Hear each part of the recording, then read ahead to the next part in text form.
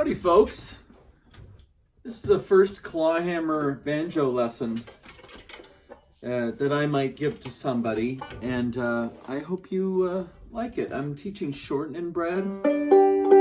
So the most important thing is that you have a fingernail and your index finger, and you put your thumb on the 5th string and rest it there. You want to kind of get used to doing that. It's going to help stabilize your hand, and it'll help you know where you are on the banjo without having to search. You don't want to search for the strings. You want to kind of know where the strings are. So if you have your thumb on the 5th string, you know where the 5th string is. And then you want to imagine your hand has been dipped in epoxy, so it's solid and the fingers don't kick out like that, don't splay out. Is that the word I'm looking for? And you want to play with your index finger nail going down. So put your thumb on that 5th string, and then you're going to lift up your hand a little bit and then bring it down on that 1st string without hitting the 5th string, just 1st string. And I want you to practice doing that so you hit the 1st string kind of every time. See, it's kind of like I'm lifting it up and I'm bringing it down. See the worn spot on the head of my banjo? That's from doing that. And then try it on the 2nd string. Oh, by the way, we're in G tuning. Look it up if you don't know what that is. 3rd string. 4th string, maybe the hardest string.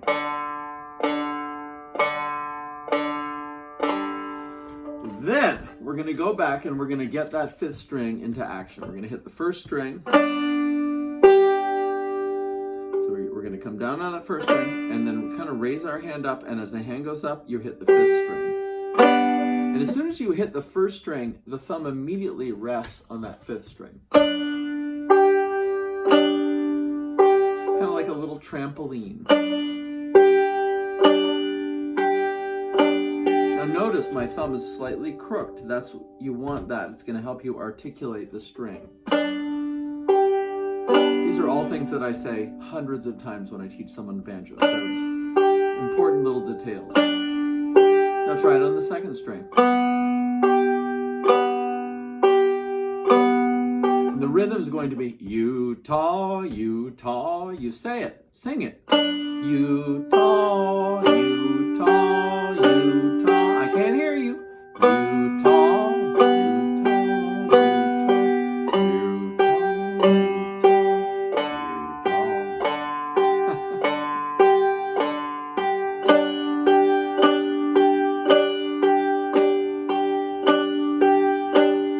All right, you're ready.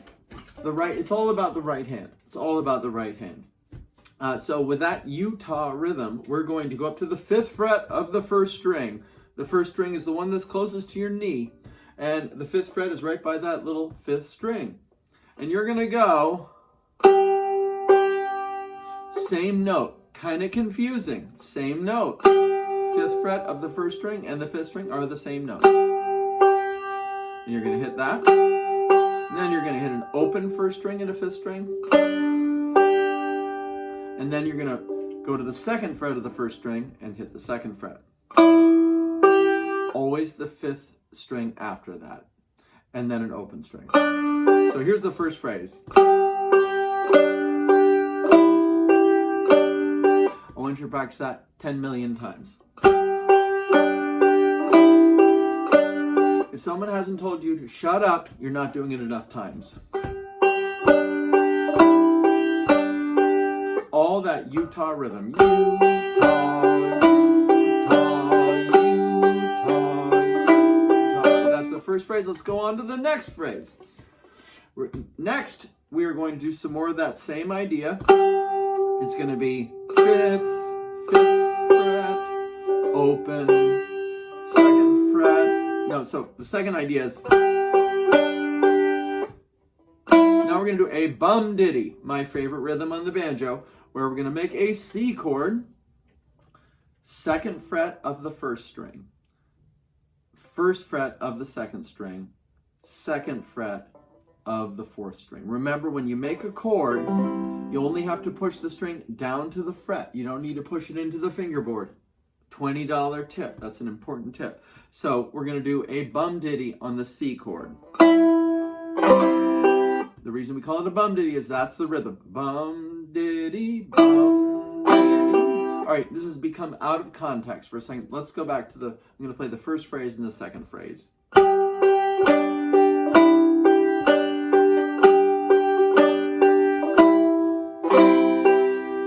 All right, if you can do that, you can do this whole song, because that's really practically all there is to the A part. So let's do it again.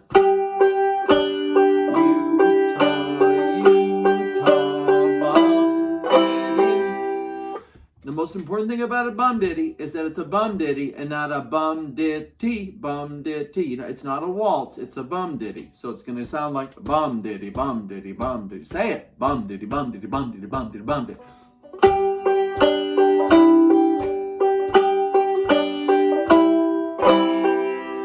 That's the first idea. Practice that until someone says stop.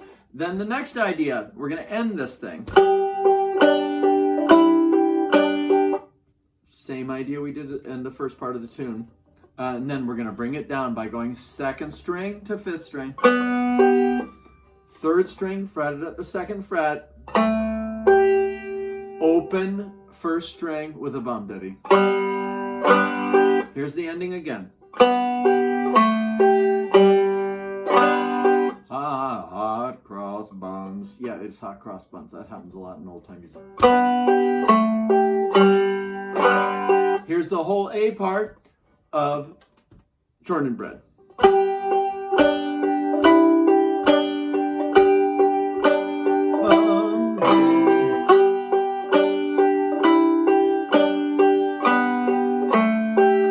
And repeat. You never play 1A typically.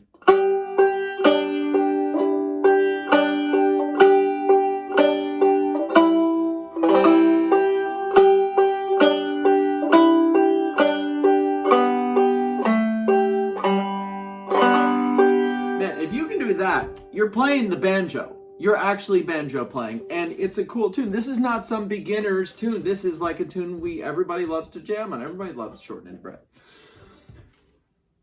So let's do the B part. You've got the A part. Maybe pause your video right now and play the A part 10,000 times and then come back. Let's do the B part. The B part is a little bit harder, but not much harder. It's going to have Utahs almost exclusively. So it starts with a Utah on the middle string, the third string. Third string to fifth string. Again, we're always going to be going to that fifth string. That's because it's a banjo. So you're going to go third string open. Then you're going to go to the first string of the second fret. Then open first string. Then second fret first string. Here's the whole first phrase of the B part. All Utahs. Do it again. Utah, Utah, Utah, Utah. Then the second phrase, basically the same as that, but it ends a little differently. Second phrase. Ends on that second string open.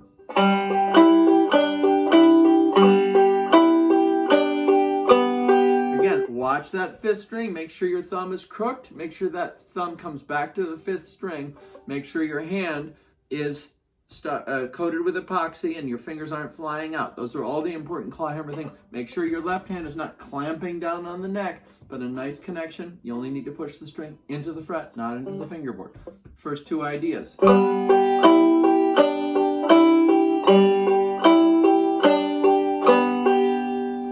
that 1,000,000 times. 2,000,000.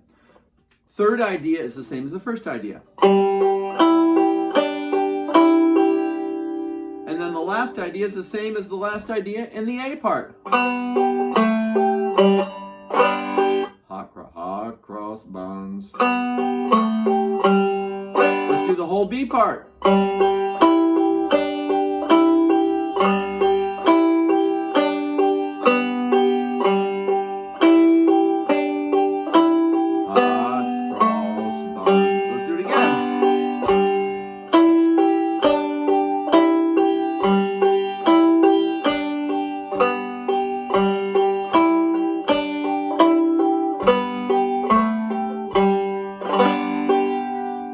that you're playing the banjo. This is the real deal. So, shortening bread, shortening bread, shortening bread. Thanks.